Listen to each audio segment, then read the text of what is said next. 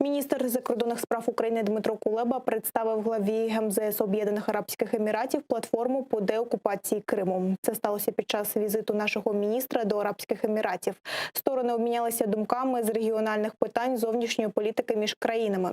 Дмитро Кулеба розповів Анвару Гаргашу про створення Кримської платформи. 20 жовтня під час виступу у Верховній Раді президент Володимир Зеленський заявив про повернення питання Криму в міжнародний порядок денний та згодом запропонував створити переговорний майданчик «Кримська платформа».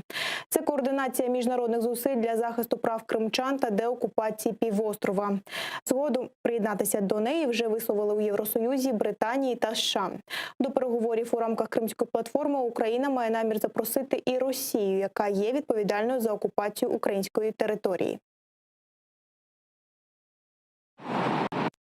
Ми вважаємо, що Росія, і це принципова позиція, як та країна, яка є країною-окупантом, яка несе повну відповідальність за окупацію та її наслідки, має бути запрошена до Кримської платформи.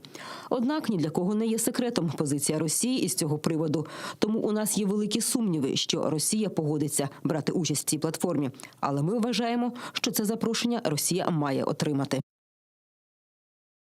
На запрошення Українського міністерства закордонних справ вже відреагували у Росії. Речниця МЗС країни-агресорки Марія Захарова заявила, що вони готові брати участь у Кримській платформі, якщо на цьому майданчику будуть обговорювати проблеми півострова – від водопостачання до транспортного сполучення. Вони хочуть подивитися, що з цього вийде, додала Захарова.